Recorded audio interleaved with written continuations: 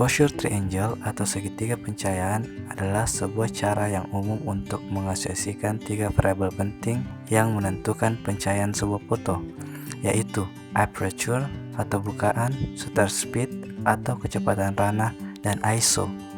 Penyesuaian pada satu variabel akan mempengaruhi dua variabel lain. Tidak hanya akan mempengaruhi pencahayaan, keseimbangan ketiga variabel tersebut akan mempengaruhi bagaimana tampilan dan kesan dari foto tersebut. Maka dari itu, penguasaan akan exposure triangle adalah hal yang sangat penting bagi seorang fotografer. Aperture atau bukaan. Secara sederhana, aperture adalah lubang pada lensa, di mana melalui lubang tersebut cahaya akan masuk. Semakin besar bukaan, semakin banyak cahaya yang masuk. Semakin kecil bukaan, semakin sedikit cahaya yang masuk. Iris pada lensa yang mengendalikan ukuran diameter sebuah aperture disebut sebagai diafragma.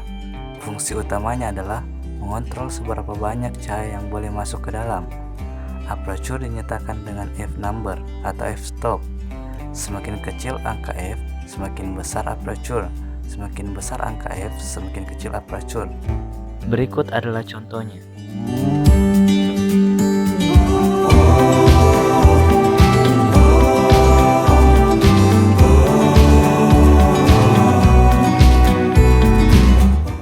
Shutter speed atau kecepatan ranah.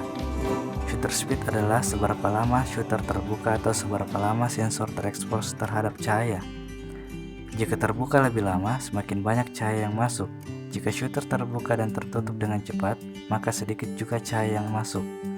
Shutter speed tinggi maupun rendah berfungsi sesuai kebutuhannya. Shutter speed tinggi dibutuhkan apabila Anda ingin memberhentikan sebuah gerakan, sedangkan shutter speed rendah dibutuhkan apabila ingin membuat semacam efek gerakan. Aperture sangat mempengaruhi shutter speed. Apabila Anda menggunakan f besar, berarti sedikit cahaya yang masuk melalui lensa, sehingga shutter harus terbuka lebih lama untuk menghasilkan pencahayaan yang benar. Begitupun sebaliknya, apabila Anda menggunakan f kecil, berarti banyak cahaya yang masuk melalui lensa, sehingga shutter tidak perlu terbuka lama. Berikut adalah contohnya.